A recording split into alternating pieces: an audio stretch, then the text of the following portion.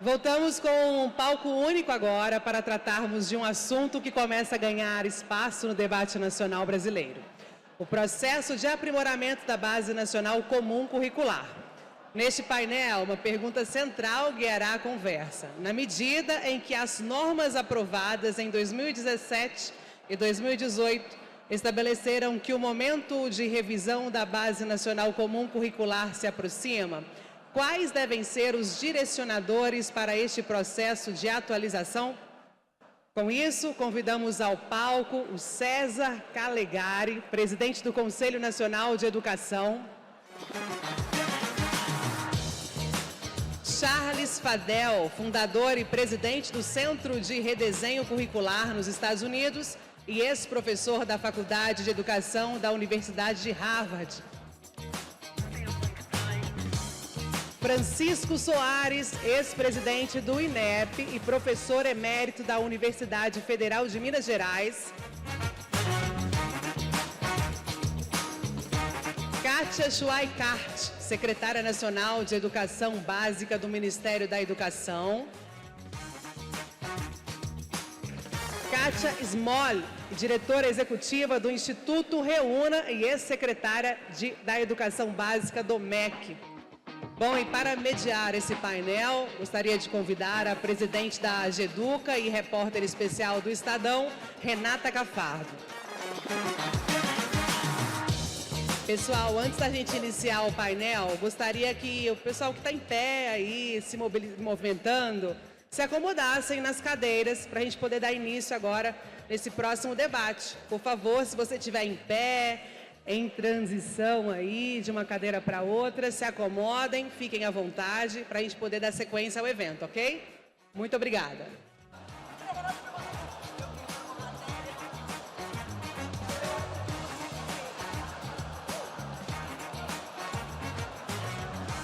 Oi. Boa tarde.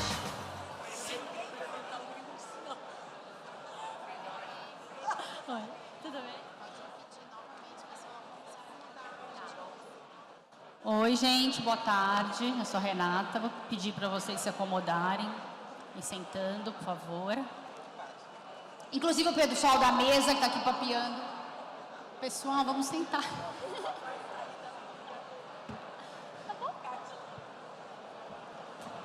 Tudo bem? Eu queria agradecer a todos pela educação, pelo convite. É uma honra estar aqui, mediando uma mesa tão importante, com especialistas que eu respeito muito, e sobre um assunto muito relevante, que é a atualização da base. A gente vai começar primeiro pelo modelo aqui, que o pessoal do Todos me passou, com uma fala, é difícil às vezes de ouvir, né?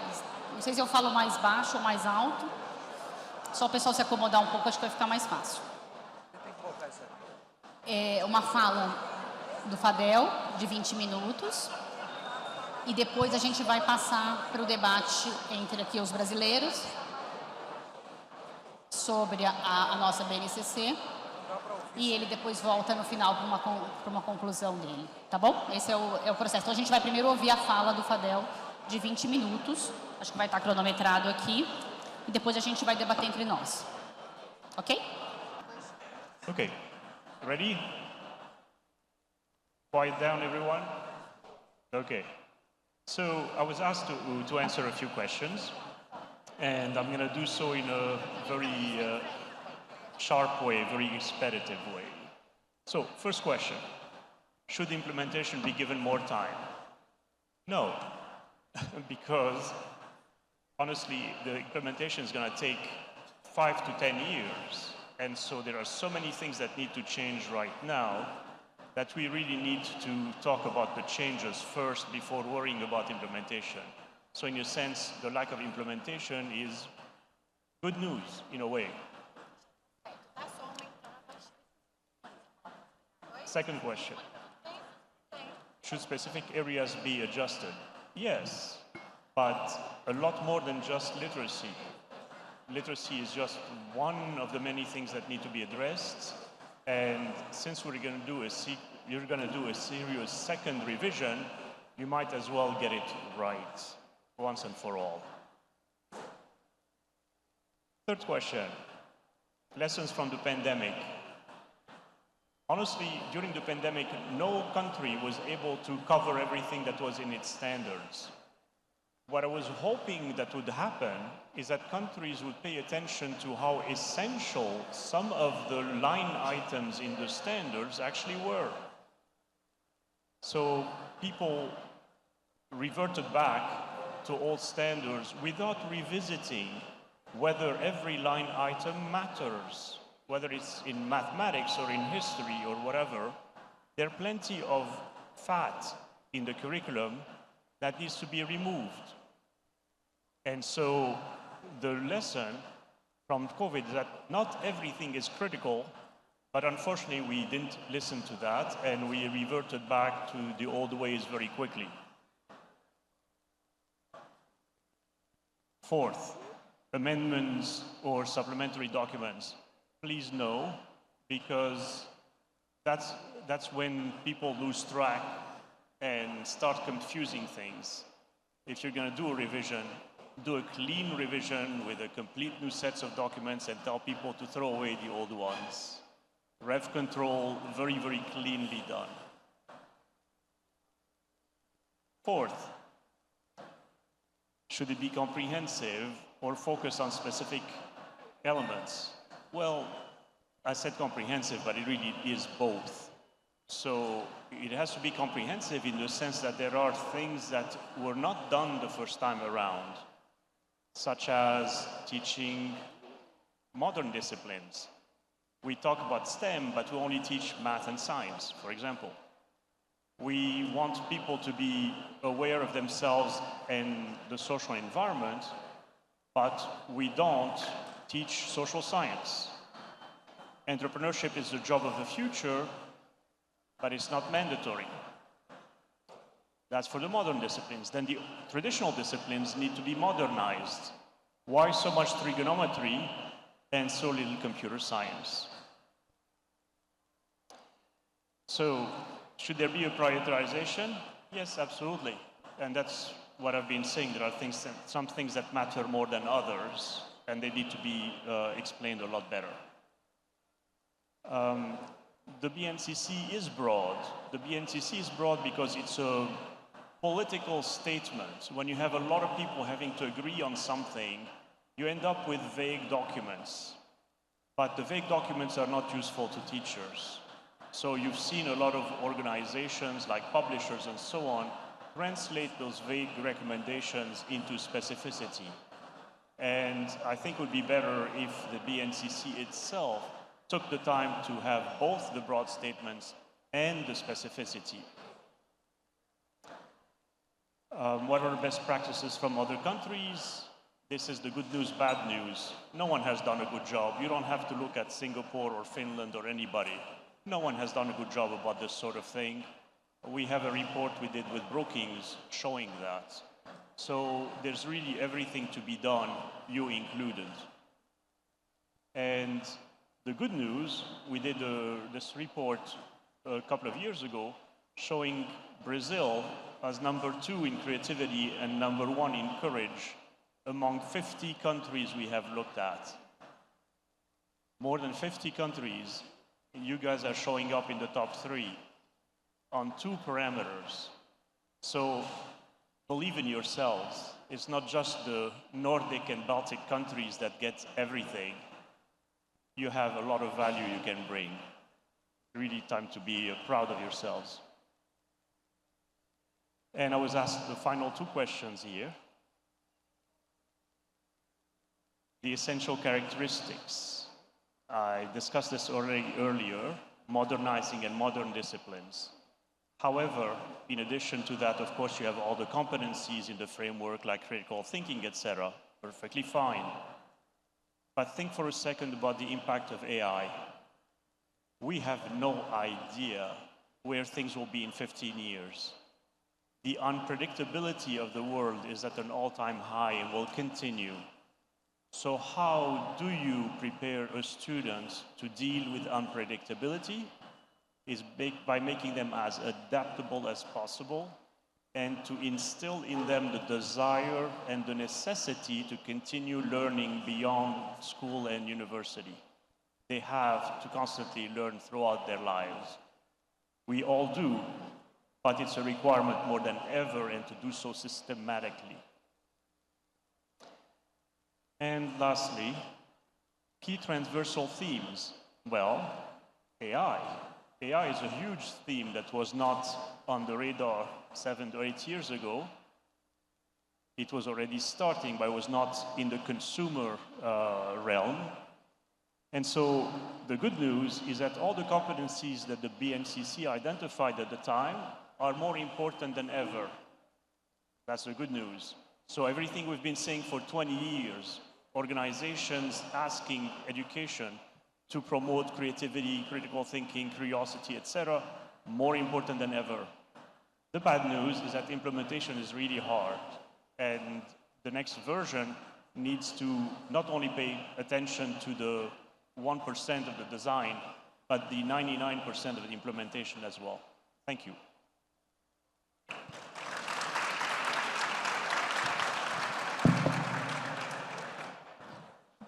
Obrigada.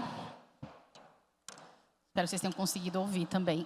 Depois a gente acabou pondo o fone e deu para ouvir, né, gente? Vocês estão conseguindo me ouvir agora? Sim? Obrigada. Muito boas suas apontações aqui. Acho que são coisas que a gente tem que pensar aqui no Brasil também. E eu vou começar perguntando para a Kátia Schoiskad, como são duas Kátias, que é representante do MEC e que acho que inicialmente pode falar sobre isso. Como é que o Brasil pode começar a pensar nesse processo, Kátia? A gente ouviu algumas coisas sobre como fazer um currículo no momento em que a gente não pode prever nada, como incluir inteligência artificial, que acho que realmente é dificílimo, e como se pensar nessas questões que não se pensava antes da pandemia, esses novos assuntos. Agora, acho que pode tirar, Chico. Esse daqui, acho que você não vai me ouvir. Mais perto? Mais perto. Estou com medo de gritar. Tá, então mais perto. Então, como que a gente pode incluir alguma das questões até que o professor trouxe e de que forma isso tem que ser organizado no país, na sua opinião? Quem deve organizar? Como, né, essa atualização tem que ser organizada? Boa tarde a todas as pessoas. Então, eu sou a professora Kátia. Peço licença para começar com a minha autodescrição. Sou uma mulher preta, de cabelo crespo, e estou de uma roupa clara, uns brincos coloridos, um óculos colorido. E faço questão de falar sempre assim, antes de tudo e qualquer coisa, porque isso não é trivial para coordenar todas as políticas de educação básica no Brasil atualmente, desde 2023. E começo cumprimentando meus colegas de mesa, o professor César Calegari, que preside o Conselho Nacional de Educação do Brasil, professora Kátia Smolli, que hoje dirige o Reúna e tem sido uma parceira importante no processo de implementação, especialmente com foco na matemática, que é um calcanhar de Aquiles para todos nós e que a gente junto está tentando desenhar uma porta de saída, professor Fadel e o professor Chico Soares, que é uma referência de todos nós em processos de avaliação, alguém que é um professor da maioria de nós aqui, Renata Cafardo, do GEDUCA, e eu acho que o povo da comunicação também, que trabalha nessa frente de educação, é muito importante para ajudar a gente a se conectar com...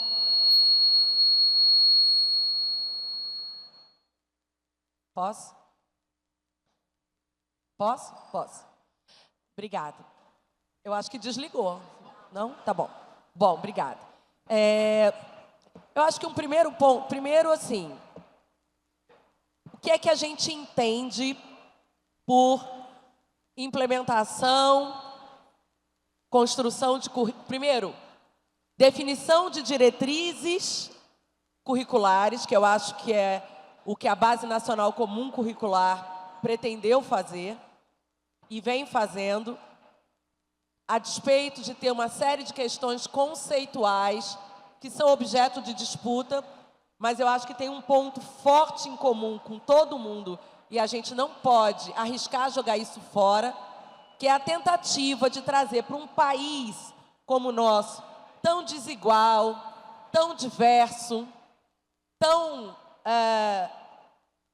injusto, violento e racista, uma tentativa de garantir direitos de aprendizagem para todas as crianças. Eu acho que a base é esse esforço de, apesar de toda a desigualdade, orientar processos de construção de currículos para garantir direitos de aprendizagem que ela organizou na forma de competências e habilidades, mas é muito mais do que isso, é garantia de direitos de aprendizagem.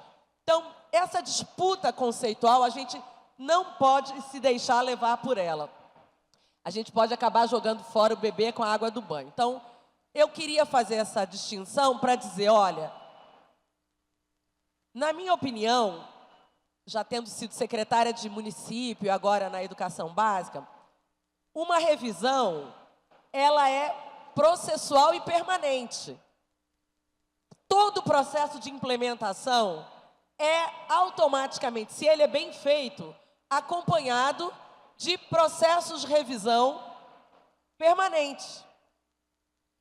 E deve começar por um bom diagnóstico na ponta. Então, feita a distinção entre diretrizes e currículo, porque os currículos, a base não é currículo.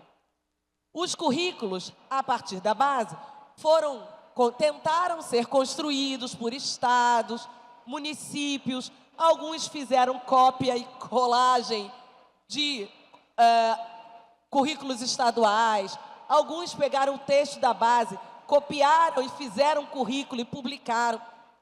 Eu penso que, se nós começarmos a analisar, Renata, os currículos das redes e como eles estão, de fato, apoiando os processos de aprendizagem nas redes e nas escolas, a gente dá um passo sólido na direção dessa ideia de revisão. Essa é uma primeira coisa. Então, e isso pode começar com uma boa escuta na ponta de professoras e professores, por etapas, porque a gente também fala a base. E a gente sabe que na educação infantil há muito mais pacificação, e isso foi muito mais bem acolhido pelas professoras e professores, pelo desafio mesmo, até porque a educação infantil se torna uma etapa obrigatória de uma época muito recente. Então, isso muda e você chega no momento em que ela vira obrigatória, que é 2016, e você tem uma proposta de diretrizes que ajuda a organizar, ajudou muito. No Fundamental 1, também. Você começa a complicar mais no Fund 2, quando você prolifera disciplinas, professores têm formação diversas, as escolas têm estruturas diversas. O Fund 2, parcialmente é gerenciado por municípios, parcialmente por estados. Então, isso já muda no processo de implementação e de construção de currículos nos estados e nos municípios. E depois o ensino médio. O ensino médio vai atravessar, além da pandemia, todo o problema todo um movimento para revisar a revisão, e a gente está com uma nova política em início de implementação. Então, eu acho que primeiro tem que separar as etapas. Pensar, primeiro, são diretrizes e não é currículo. O que é que eu quero trabalhar? Eu preciso trabalhar com currículos que têm que ser vivos e orientem práticas pedagógicas nas escolas. Isso, a base é uma coisa, os currículos são outra coisa. Segundo, eu tenho que reconhecer a potência dos direitos de aprendizagem e tudo que a gente conseguiu. Terceiro, separar as etapas. Não é a mesma coisa para tudo. Quarto, o Brasil é muito diverso. Não funciona igual para todo mundo. Como ela vem chegando, por exemplo, para as escolas quilombolas ou indígenas? Como é que eu garanto direitos de aprendizagem na diversidade? E, por fim, para passar a palavra, porque eu já me estendi, é a primeira edição do SAEB. Vai ser esse ano, trazendo um alinhamento à base. A gente ainda não teve.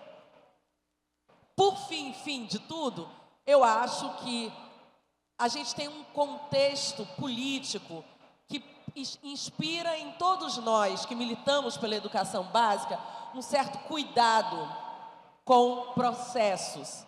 É preciso olhar o que está acontecendo. A gente já conseguiu pavimentar as mudanças que a gente anunciou a partir da estruturação das diretrizes? Ou a gente ainda tem um longo caminho para percorrer? Vamos começar escutando as escolas e os professores. O MEC está à disposição para isso. Obrigada. Obrigada. Obrigada, Kátia. Pode dizer que tem 5 minutos aqui de fala para cada um, que começa ali. Olha lá, tá, vamos encerrar para você, tá vendo? Só para vocês lembrarem, não falei no começo. Eu queria, então, agora continuar aqui nosso papo, chamando o Chico, que participou, né? Estava na relatoria da BNCC. Como é que ele vê, como é que você vê, Chico, esse processo de mudança? Você enxerga pontos a serem melhorados? O Fadel disse uma coisa que a BNCC é vaga, e a Kátia deixou bem clara essa diferença entre as diretrizes e o currículo. Como é que você vê isso? Ela é vaga, na sua opinião? Ela deveria ser aprimorada, talvez, em temas transversais, que não estão dentro dela, que surgiram agora e não eram prioritários lá atrás? Como é que você vê esse processo? Obrigado, Renata. Tá funcionando. Obrigado, Renata. É uma satisfação estar aqui com vocês, aí na plateia, com os colegas aqui da mesa e tanta gente com capacidade de decisão e da esperança que a educação brasileira vai melhorar um pouquinho só pelo encontro que nós estamos tendo aqui. Mas eu queria saudar o professor Fadel de forma especial. Eu devo ser uma das pessoas no Brasil que mais li o livro dele, e o livro foi traduzido por uma iniciativa do Instituto Península e Ayrton Senna. É que a educação é um direito, e o direito precisa ser claramente especificado, para que ele possa ser implementado, monitorado e, eventualmente, exigido judicialmente. Aqui a gente vê uma diferença grande na dimensão do acesso e da permanência, que estão muito bem definidas, monitoradas e, eventualmente, exigidas. O aprendizado, não. A gente não vê o TCU ou o Ministério Público dizendo, olha, tem aqui umas crianças que não aprenderam nada. O Brasil vai ser melhor o dia em que isso também estiver na pauta.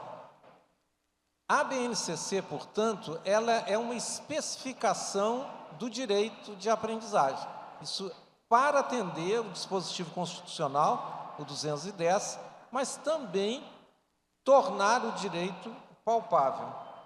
O que a BNCC nos dá? Em princípio, ela nos daria uma orientação para cada ano escolar, para cada rede. Mas definir isso é muito difícil. E por que é difícil? Porque envolve, como a secretária Kátia disse, nós definirmos um projeto de nação, que essa educação vai servir. Então, para eu definir a BNCC, eu vou ter que definir um projeto de nação. E nós somos muito polarizados, já estávamos à época da BNCC. Eu não sei se o presidente Calegari vai concordar comigo, mas naquele momento a solução que a gente arrumou foi dizer, olha, a BNCC vai ser revista. E colocamos um prazo que eu acho curto, mas para dizer o que foi feito tinha imperfeições. Então é hora de pensar na revisão. Mas eu acho que para começar o debate é preciso reconhecer o trabalho que foi feito. A necessidade de se estabelecer a base, ela trouxe para o debate educacional a ideia do aprendizado e qual o aprendizado. Hoje pela manhã a gente teve uma lição disso. Os governadores falam de aprendizado, mas eles ainda não incorporaram a concretização do aprendizado. Não sei se isso vai chegar, mas foi muito importante o que a base fez. Nós todos que estamos aqui, de certa forma, estamos, porque o aprendizado, a especificação veio para o centro. E, crucialmente, aumentou muito o número de pessoas capacitadas para participar do debate, na imprensa, nas ONGs, nos governos. Então, a revisão que virá, ela vai ser uma revisão muito melhor, porque nós temos mais visões e temos mais pessoas. Eu vou arriscar a propor uma forma de organizar essa revisão. E aí, eu vou me ater a algo que está muito bem estabelecido hoje. O que é uma meta de aprendizagem? É a descrição de uma tarefa que o estudante deve saber fazer.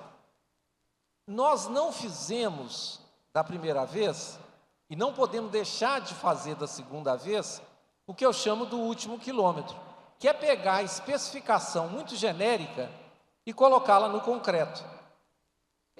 Eu coloco esse slide, pode passar o outro slide, por favor, ao invés desse que está colocado, e vocês vão concordar comigo que quando alguém diz num documento que você deve posicionar-se com base em critérios científicos, éticos e estéticos, utilizando dados, fatos, evidência para respaldar conclusões, opiniões e argumentos, por meio de afirmações claras, ordenadas, coerentes, compreensíveis, sempre respeitando valores universais como liberdade, democracia, justiça social, pluralidade, solidariedade e sustentabilidade, nós não estamos falando de nada.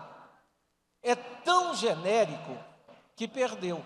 O ensino médio caiu porque as pessoas não entendiam, com graves consequências. Nós não podemos repetir isso. Nós temos que definir de uma forma muito clara quais são as sequências. Eu chamo de mapa de progresso. Meu outro slide tratava disso. Eu voltei na base, peguei uma capacidade que a criança devia ter e fui verificar como que ela apareceu nos vários anos. Com frequência, ela aparece igualzinho no 7º, no 6º, no 4º ano. Tem alguma coisa errada. Devia ter um crescimento. É fácil a gente dizer. Então, a base nova, ela vai continuar sendo normativa. A linguagem normativa, ela não é a mesma linguagem pedagógica. Nós temos que criar a linguagem pedagógica. Pouco tempo, mas o meu último comentário é o que eu vou falar com mais ênfase, que é a especificação, ela é fundamental para mitigar as desigualdades. Ela não vai resolver as desigualdades, mas a gente não pode viver com o que estamos vivendo hoje. A especificação do colégio, do meu filho, do meu neto, do meu sobrinho, que está na escola privada, é diferente daquela que está na escola pública. E se as avaliações que nós estamos praticando não trouxerem essa especificação que vai libertar, a gente não vai caminhar. Nós precisamos trazer, mesmo na BNCC, a ideia da desigualdade para o centro do debate. É muito impactante quando você ouve tanto tempo se falar por educação sem que se fale a palavra desigualdade. Então eu vou terminar repetindo o que eu sempre falo. Qualidade para poucos não é qualidade. BNCC, para muitos, trivial, não vai ajudar na desigualdade. Eu tenho que pegar uma BNCC que especifique conhecimentos para todos. Obrigado.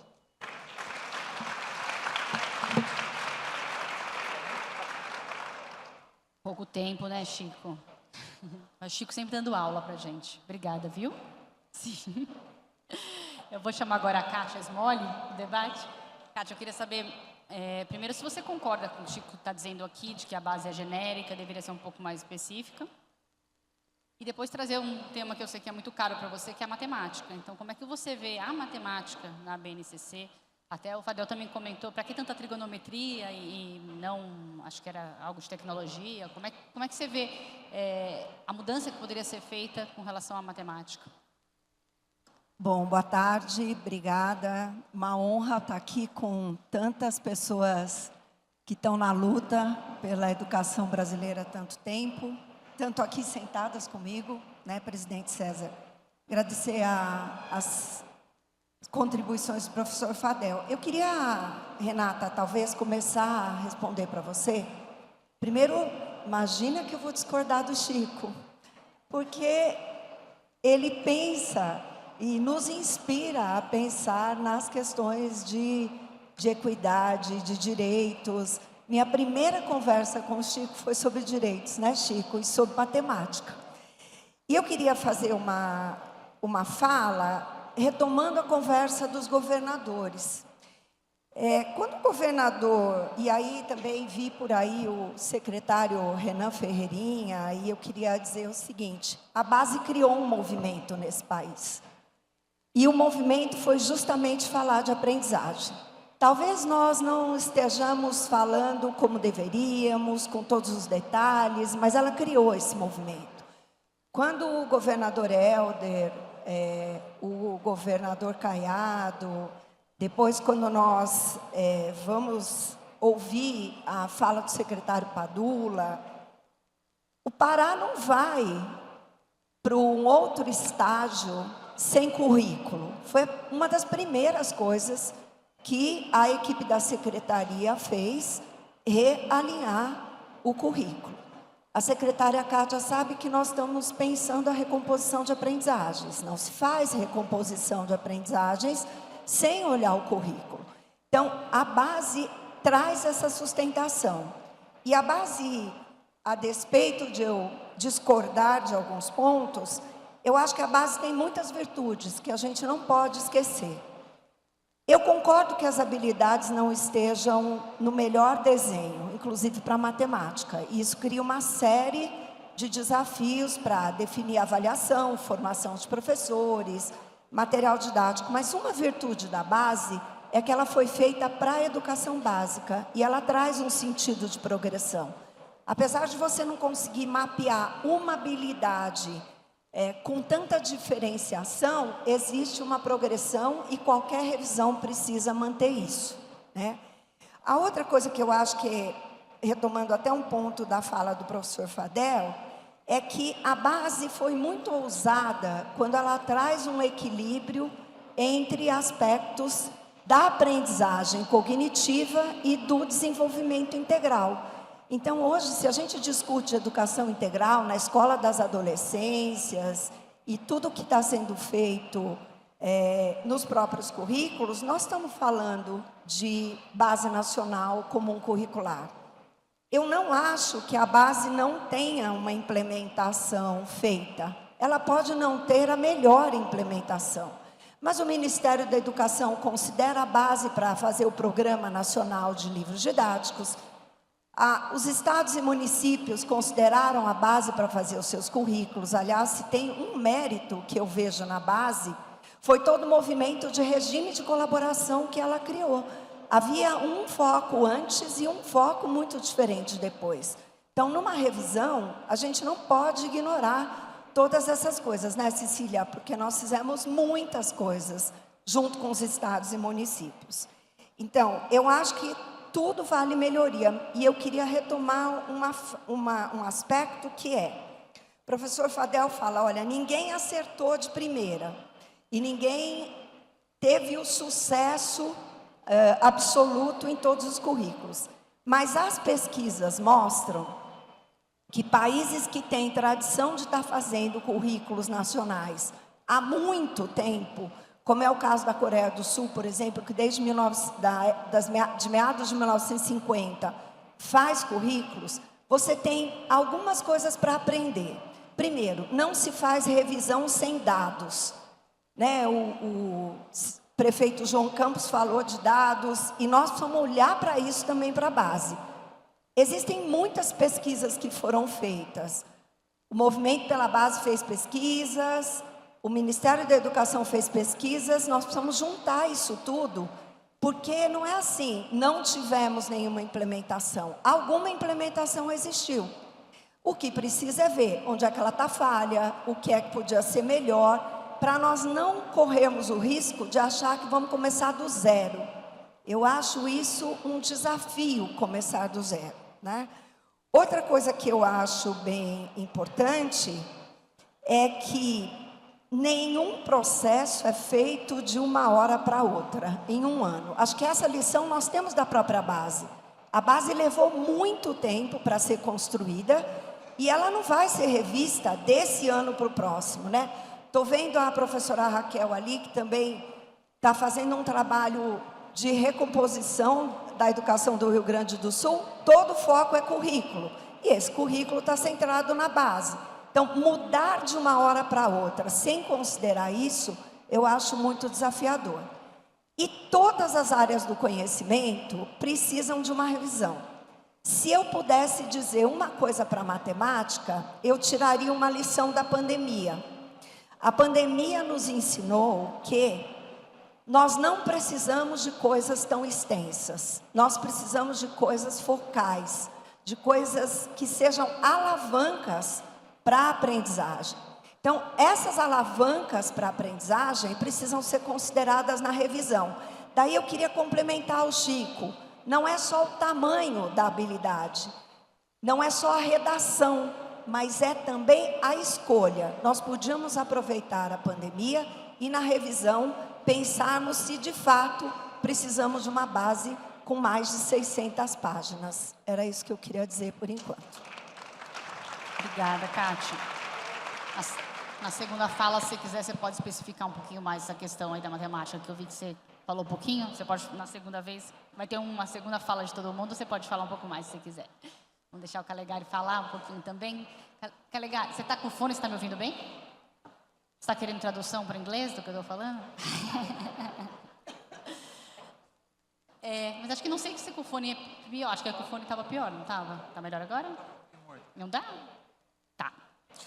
Queria que você, como presidente do CNE, nos dissesse também a sua opinião aqui nesse debate, como é possível melhorar e o que o CNE já consegue fazer. Tem alguma coisa já acontecendo do ponto de vista da revisão da BNCC lá, ou ainda não? Vai começar? Como é que você vê todo esse processo e o que dá para existir já do ponto de vista prático? Bom, é um prazer estar aqui e uma responsabilidade muito grande, porque ao falar de Base Nacional Comum Curricular, a gente vai ver impressão digital de muitas pessoas que estão aqui. Tem muitas mães, muitos pais, né, da base. E eu quero começar dizendo que a Base Nacional Comum Curricular é uma conquista. É uma conquista da educação brasileira, uma conquista do país. E como nós sabemos, o Chico estava falando a respeito de direito, todo direito é resultado de uma conquista. E no caso de currículo, ainda mais, nós sabemos que é um campo de disputa permanente. Infelizmente, nós não temos hoje um projeto de país, um projeto de nação.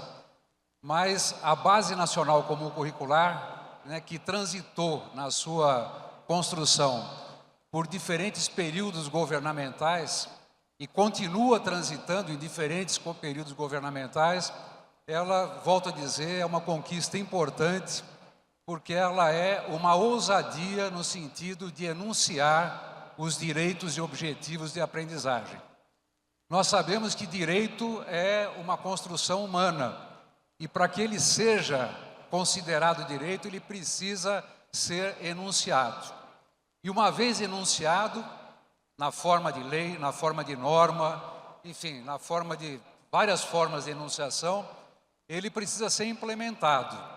E nós tivemos no Brasil uma situação extremamente complexa, a partir do momento da criação da base, que de profundas descontinuidades e de uma retomada de uma disputa que, infelizmente, foi uma disputa que precarizou, de uma maneira proposital, os processos de implementação da Base Nacional Comum Curricular. Foi um projeto, essa desaceleração, esse descuido, essa displicência em relação a uma construção que o Brasil fez. Nós passamos, portanto, um período de retrocesso grave e, se a gente esquecer por um instante o que aconteceu na pandemia, nós ainda estaremos verificando os desastres que aconteceram por conta da incúria e, como eu estava dizendo, de um projeto realmente de desmonte de conquistas importantes, como é o caso da Base Nacional Comum Curricular. É uma enunciação de direitos, mas ela teve muitos problemas de implementação. E esses problemas de implementação, quero aqui citar alguns importantes. A base, como norma nacional, né, aquilo que nós construímos, primeiro que ela, naturalmente, ela tem incompletudes, ela nasceu de um momento, né, ela teve, enfim, tem coisas que precisariam já naquela época ser melhoradas, declaramos voto, disputamos e tudo mais, mas fizemos. E ela está aí como um documento normativo que ainda, como estava sendo dito, orienta muitos processos de implementação.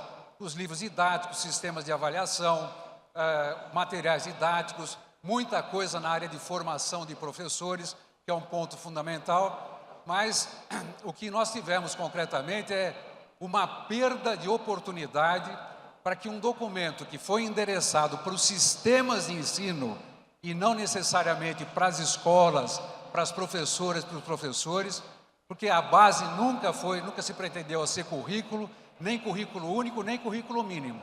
Ela é uma enunciação dos direitos de aprendizagem e sempre deveria ser considerada e deve ser considerada como uma inspiração para a construção crítica e criativa dos currículos próprios dos sistemas de ensino, das redes e das escolas. E isso raramente aconteceu no país durante esse período. A maior parte, eu vejo, né, tem algumas contabilidades, fala assim, olha, tantos mil municípios brasileiros com currículo alinhado à Base Nacional Comum Curricular. Pouquíssimos municípios, pouquíssimos, mas há, e deveriam ser tomados até como exemplo inspirador, pouquíssimos municípios tomaram a base como inspiração e mobilizaram os seus profissionais de educação com as suas experiências, o seu repertório, a sua realidade, para a construção de um projeto autoral, curricular, para as suas próprias redes e para as suas próprias cidades. Então, está aí um desafio que não foi feito, quer dizer, um desafio que não foi realizado, salvo algumas exceções, que deveriam, como eu disse, sempre nos inspirar, mas eu acho que essa é o principal desafio que nós temos que nos colocar agora do que diz respeito à implementação. Vejo duas oportunidades importantes nessa área, para completar. Primeiro que o Brasil acabou de eleger os seus prefeitos municipais e os seus vereadores, e, portanto, houve uma mudança significativa na direção dos 5.600 e tantos municípios brasileiros. É a grande oportunidade para que essas cidades, esses municípios, retomem, com base na BNCC, a atividade de elaboração autoral das suas próprias propostas curriculares. É uma grande oportunidade que não pode ser perdida, e eu vejo que o Ministério da Educação, as secretarias estaduais e as secretarias municipais, prefeitos e vereadores e todos nós, venhamos a colocar um incentivo forte para que isso de fato aconteça. Isso, no meu modo de entender, deve ser a pauta mais importante da construção de um desenho educacional de cada local brasileiro, de cada território municipal, todo o Brasil. Primeiro ponto. Segundo, a área do ensino médio, que compete aos estados principalmente. Nós acabamos de aprovar, no ano passado, uma nova lei do ensino médio. O Conselho Nacional de Educação já preparou, elaborou, já é uma norma nacional, parte significativa das diretrizes curriculares do ensino médio. Estamos completando agora, né, conselheiro Israel, a parte complementar que diz respeito aos itinerários formativos. Nesse processo de elaboração, né, das diretrizes curriculares do ensino médio, nós chegamos a cogitar estabelecer em norma nacional a obrigatoriedade da liderança do Ministério da Educação de buscar uma revisão, uma atualização da Base Nacional Comum Curricular. Tem que te interromper, porque o seu tempo acabou aqui. Posso? Estou terminando. Quer concluir? Então, é uma grande oportunidade agora, já que os estados brasileiros precisam retomar, com base nessa nova formulação do ensino médio, a elaboração das suas propostas curriculares, rever as suas propostas curriculares, é uma grande oportunidade de fazer com que esse movimento seja um movimento efetivamente participativo. A construção dos currículos envolva as redes de ensino e, sobretudo, envolva as professoras, professores e gestores escolares. Então, são oportunidades importantes e eu não poderia deixar aqui de dizer uma coisa que é fundamental, uma terceira oportunidade. Nós estamos aí diante de um desafio no Conselho Nacional de Educação de rever e atualizar todas as diretrizes curriculares relacionadas às licenciaturas no país, por vários motivos. E essa pode ser uma grande oportunidade de fazer com que a chave do processo e do sucesso de implementação de uma norma como a BNCC, essa chave chama-se professora e professor. Nada que se possa fazer em termos de norma nacional será bem feito e bem construído se nós não tivermos professoras, professores e os demais profissionais da educação com condições de entender aquilo que está sendo colocado em matéria curricular e com condições efetivas de implementação na sua própria realidade. Então, são 3 oportunidades que eu vejo agora e que precisa começar, no meu modo de entender, sob a liderança do próprio Ministério da Educação. Obrigada, Calegari. Eu queria mudar um pouquinho até o esquema que o pessoal do Todos me sugeriu, mas queria trazer o professor Fadel para a discussão. Ele está ouvindo aqui os nossos especialistas brasileiros e com a sua experiência lá no CCR, como que o senhor vê os desafios aqui do Brasil, a partir aqui das opiniões que a gente já ouviu? Existe também nos outros países essa dificuldade, talvez, de se entender que a BNCC são diretrizes e não um currículo? Isso é algo que a gente vê aí fora também, ou só aqui no Brasil que fica essa dificuldade? Então, a implementação passa muito por o que fazem as redes, né, municipais e estaduais. Queria tanto que o senhor comentasse um pouquinho do que ouviu aqui e também comparasse com outras experiências lá fora, se possível.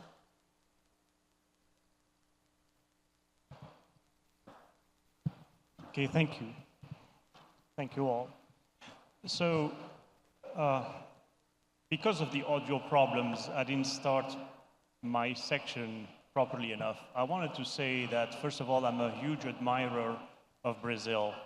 You saw that, for example, in the survey we did showing that Brazil was in the top 3 in a few competencies.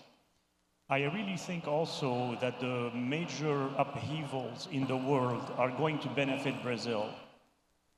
Brazil actually has now a second chance of rising again. We saw the first movement through the 1960s, and now I think there's a second chance of even increasing that momentum. And that's why I'm telling my friends here I'm going to live in Florianopolis. So, it's difficult to give an opinion about political issues, honestly, because I don't really fully understand them. I can understand them only as an engineer. An engineer loves specificity, precision.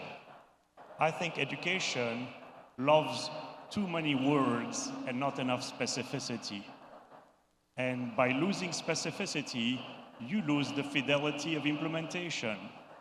We could never have conversation over these devices if it was not for the specificity of the protocols and the algorithms that are run.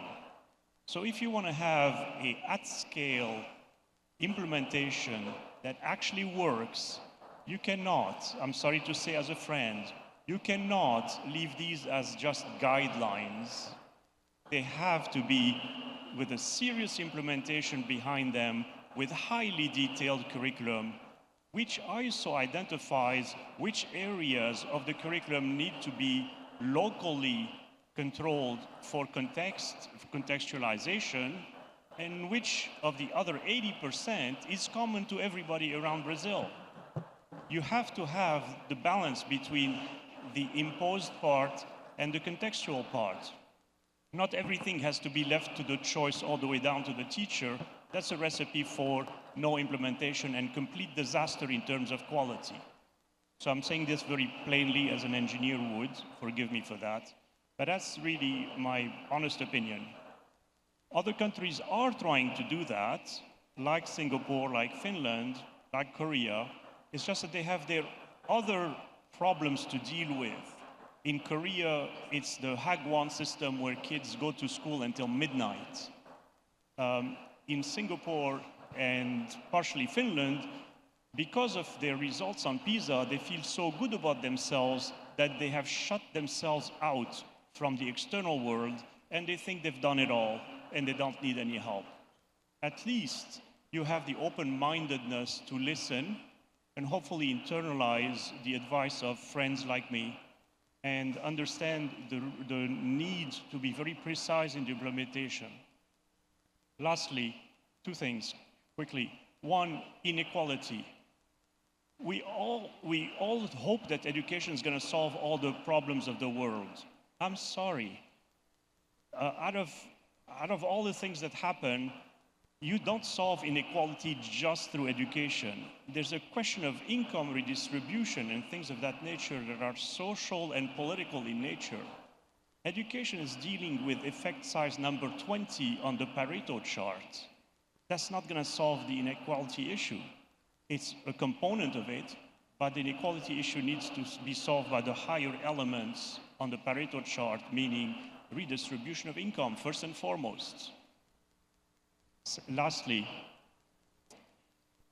we were talking about mathematics, right? What I was trying to say earlier was not just trigonometry versus technology. No, it was really within mathematics. It was about trigonometry versus other branches and topics of mathematics that are more important nowadays.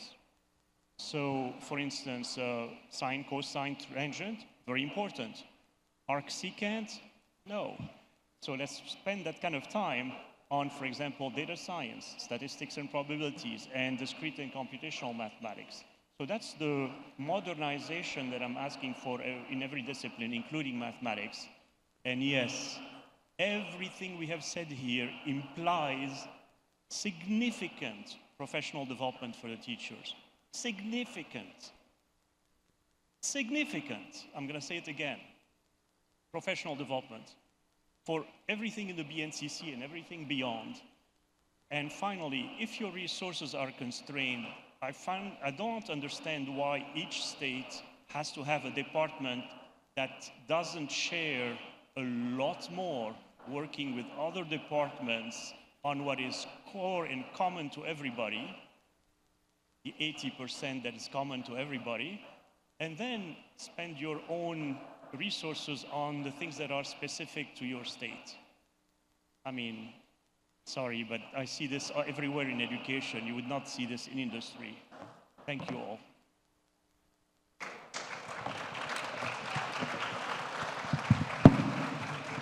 Obrigada. Obrigada. Vamos voltar com a Kátia Schweikart. Me colocaram duas Kátias na mesa, né? Para eu ser obrigada a falar o seu sobrenome, né, Kátia? Seu difícil sobrenome. Kátia, eu sei que você quer falar... Não, eu sei falar Schweikart. Não falo, sabe? Não. Sei que você quer falar um pouquinho sobre formação de professores. Eu acho que é importante, que o Calegari trouxe esse assunto, e é importante falar como os professores devem chegar nessa mudança também, né? Como colocá-los, incluí-los nessa mudança que é essencial. Mas também, por mais que você tenha dito da distinção entre diretrizes e currículo, eu queria que você falasse um pouquinho, como secretária da Educação Básica, que assuntos que tem que estar na escola de forma curricular e que não estão hoje. Por exemplo, educação midiática, tecnologia mais, né? Tecnologia de alguma forma, inteligência artificial, crise climática. Tem assuntos que te incomodam, que não estão sendo tratados nas escolas ou pelos professores, que deveriam estar? Essa pergunta é ótima. Primeiro, eu acho que eu vou começar por ela e depois eu vou falar de professores. Eu acho que a pandemia, como disse a Kátia Smolli, ela trouxe muitos ensinamentos para a gente.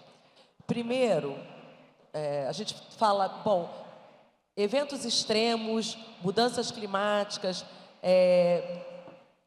ajudar as crianças e adolescentes a se prepararem para se adaptar em situações críticas, em modo emergencial.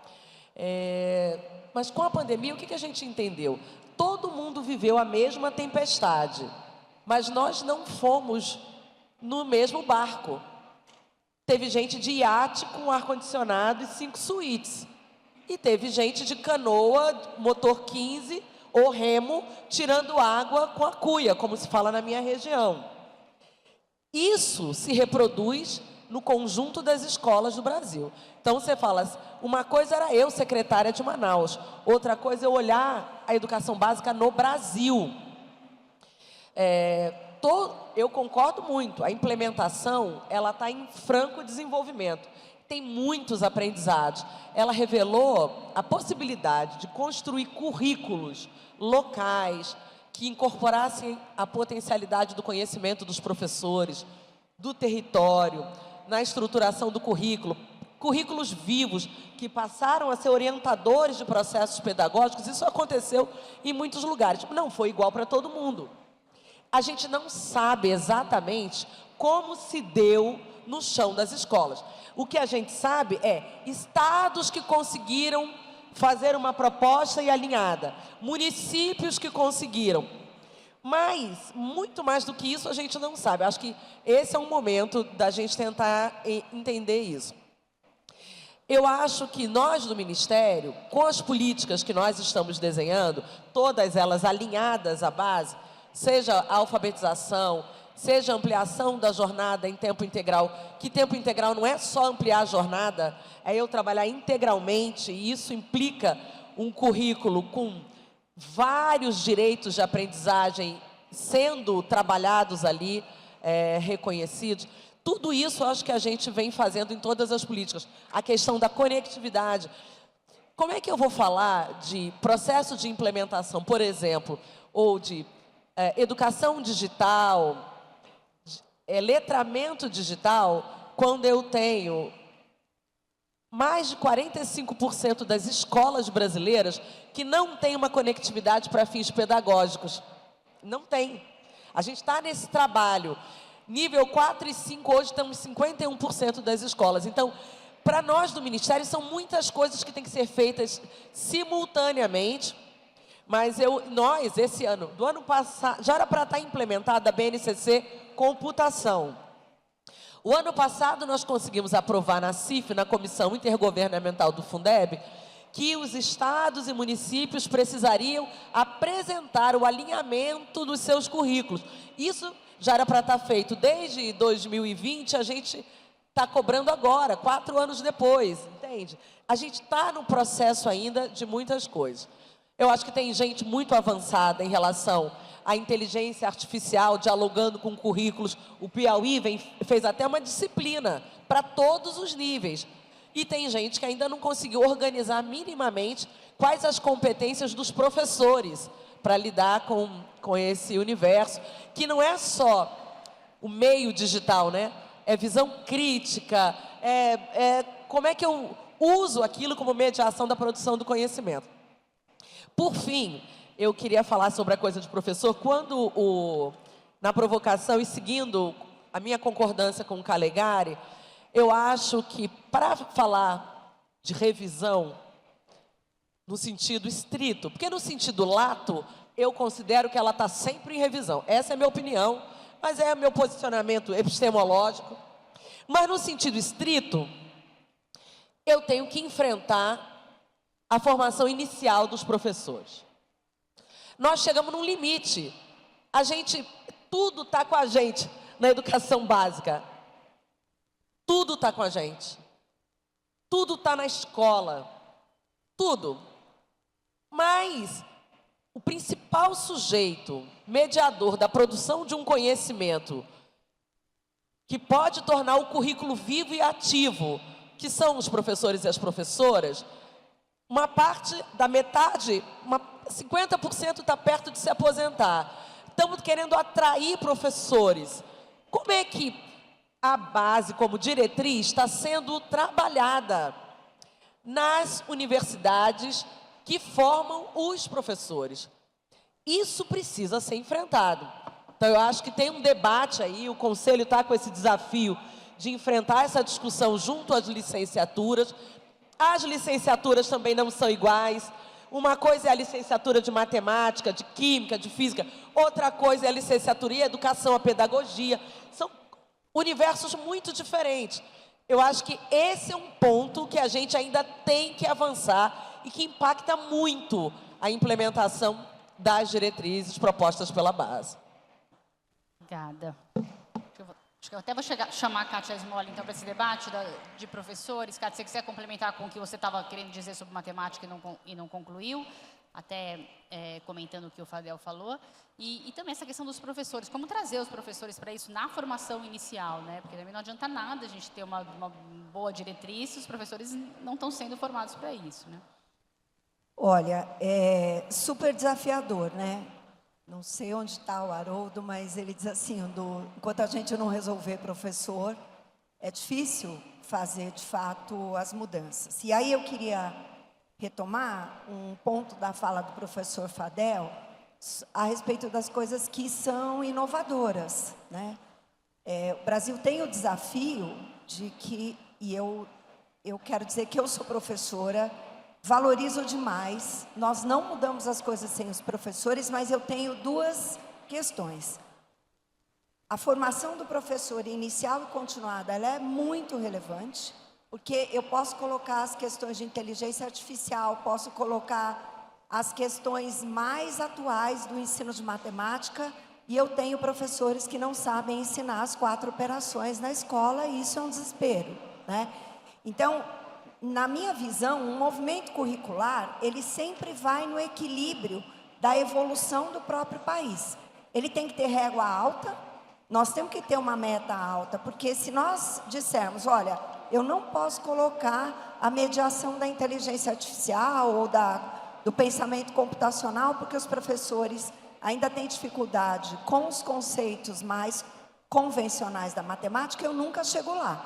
Então, há um equilíbrio de futuro e um olhar para aquilo que os professores também vão ser capazes de fazer. Então, e eu acho que é uma resistência muito grande, não dos professores, mas de se alterar os cursos de licenciatura.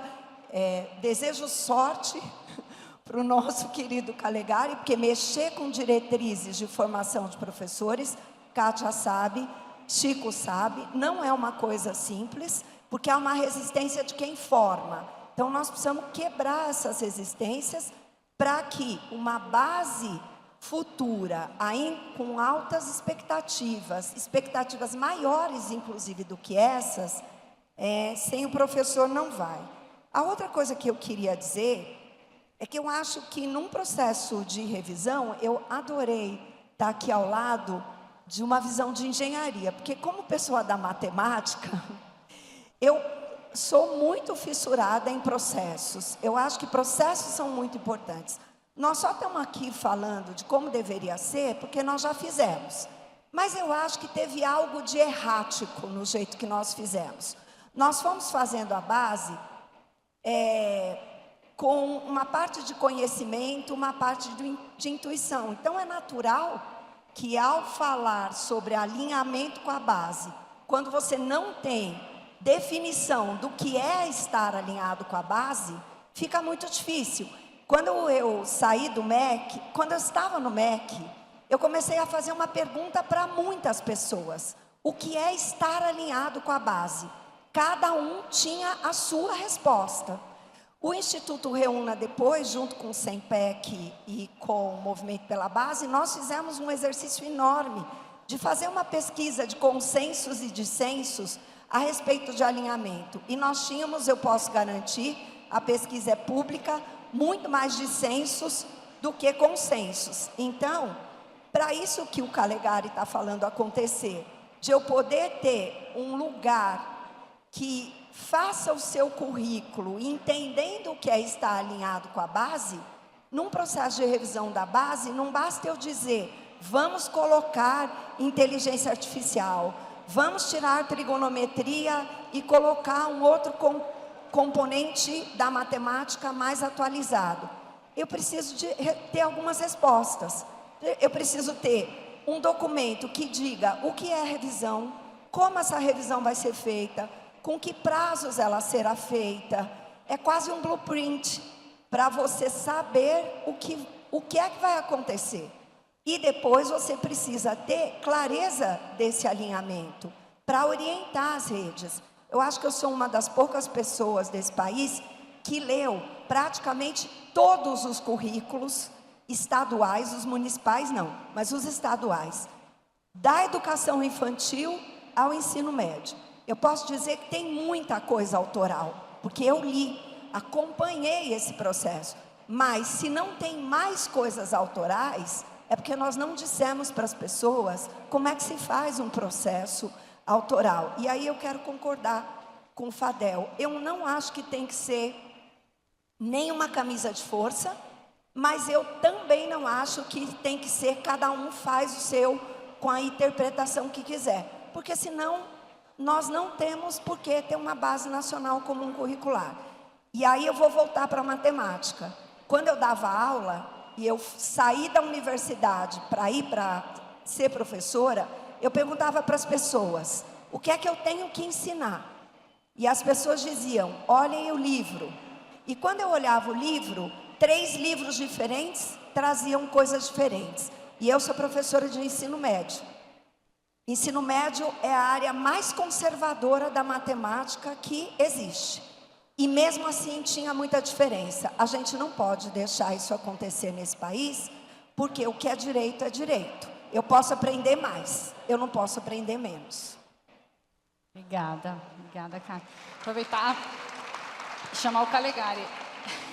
Ela falou desses documentos, esse processo que precisa ser feito.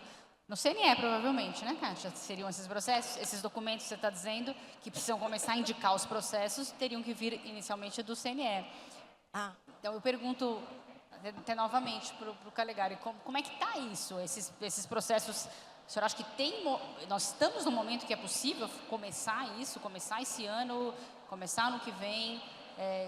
Quando que isso pode, de fato, começar a ser pensado dentro do CNE? Bom, pela estrutura do sistema educacional brasileiro, a prerrogativa de iniciativa dessa proposta é do Ministério da Educação. O Conselho Nacional de Educação tem até uma comissão que tem debatido Base Nacional Comum Curricular, mas nós dependemos de propostas. E essas propostas têm uma origem, essa origem é o Ministério da Educação. Posto isso, o que eu gostaria de propor, né, e defender é o seguinte: eu acho que nós não podemos perder a oportunidade, diante inclusive dos cenários, não apenas das disputas políticas e ideológicas do Brasil, mas do mundo, nós não podemos perder a oportunidade de reafirmar valores fundamentais que inclusive estão na Base Nacional Comum Curricular. Valores de igualdade, equidade, inclusão, tudo isso está na BNCC. E, portanto, mesmo que alguns digam que a correlação de forças hoje no país pode significar que colocar a base em movimento para um processo de revisão, ela poderia significar algum retrocesso, eu sou da opinião que na área da educação, como na cultura e na ciência e tecnologia, a luta é absolutamente necessária. Mesmo que a gente possa perder, porque se a gente deixa de lutar, deixa de propor e de reafirmar os nossos valores, nós perdemos a nossa própria identidade. Então, apesar da correlação de forças no Brasil e no mundo ser complicada, a 8ª economia do mundo não pode perder a oportunidade de, no processo de mobilização dos valores em torno da questão educacional, de reafirmar compromissos civilizatórios. Então, esse é o primeiro ponto que eu gostaria de dizer. Por isso, eu vejo que esse ano de 2025 deveria ser um ano em que se inicia um processo de avaliação. Avaliação da implementação, avaliação do documento Base Nacional Comum Curricular, avaliação dos demais documentos que foram criados pelo próprio Ministério da Educação recentemente, como, por exemplo, diretrizes operacionais para a educação infantil, que é um processo de implementação, a avaliação de outros documentos, por exemplo, como livros e materiais didáticos, avaliação a respeito dos critérios e sistemas de avaliação da educação básica. Enfim, o ano de 2025, no nosso modo de entender, deve ser liderado pelo Ministério da Educação, um processo de avaliação de documentos de implementação. E também no ano de 2025, como eu disse no começo, deve ser um incentivo para que todos nós, municípios e estados, iniciem um processo de revisão ou construção das suas propostas curriculares, mas de maneira participativa, porque, como já foi dito e repetido aqui, qualquer que seja a qualidade do documento como base ou norma nacional de direitos de aprendizagem, ele cai no vazio, fica apenas um documento burocrático se ele não puder ser implementado por professoras e professores, gestores escolares. E para que isso aconteça, eles devem se sentir coautores do processo. Então, esse é um movimento extremamente importante e nós defendemos, portanto, que o MEC, nessa agenda desse ano para o ano que vem, a ideia é que no ano que vem, já com essas avaliações feitas, as primeiras propostas sejam colocadas em discussão e a minha visão é que é possível, mas necessário, que até o final do ano que vem nós tenhamos a oportunidade de ter concluído uma revisão e uma atualização da Base Nacional Comum Curricular. Obrigada, obrigada. A gente tem só mais... Estão pedindo para a gente encerrar, mas a gente pode deixar o Chico falar também pela segunda vez, que ele não falou. Eu queria só que você fizesse seus comentários finais, Chico, e trouxesse a questão da desigualdade, que eu acho que você não teve a oportunidade de falar tanto. Como que a educação contribui de verdade para reduzir a desigualdade, já que o Fadel trouxe esse ponto. Eu queria deixar muito claro que o aluno, o estudante, ele aprende o que ele faz. Uma base que vira currículo, ela tem que especificar o que a gente espera que o estudante consiga fazer. Então, na discussão, a base é normativa.